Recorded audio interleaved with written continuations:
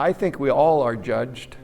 There's talk of when we, the near-death experiences, where it's sort of a review of your life, and you feel really guilty according to that, about bad things you did, and affirmed in the good things you did, and that sort of thing. And anyway, so regardless of how you look at it, you can affirm that, well, we are judged in one way or the other, but that doesn't mean that it doesn't mean that judgment results in going to one place or the other necessarily forever. And the Greek word aionios is central in this. And that is, it doesn't mean without end.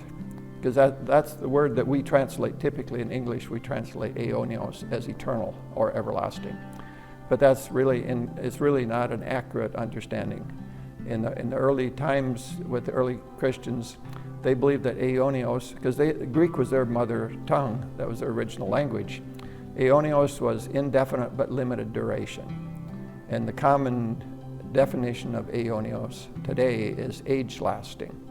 And so it lasts for an age, but that means it will come to an end. And therefore, if people are sent to hell, that doesn't mean they're going to be there forever. And there's a passage of Scripture, 1 Peter chapter 3, I think it's 18 and through 20, and then that he goes on and talks about some other things, then goes back to concludes the thought on that in chapter 4, verse 6, where it tells about Jesus going to hell to rescue the lost people in hell. And I think that's of extreme significance. And a lot of people during the time of the early church and since then have believed that there's not only just this opportunity to accept salvation in this life, but there will be opportunities beyond death as well.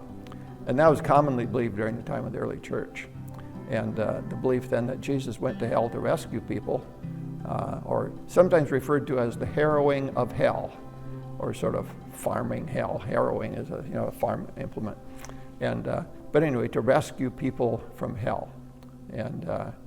And so that's a common thing.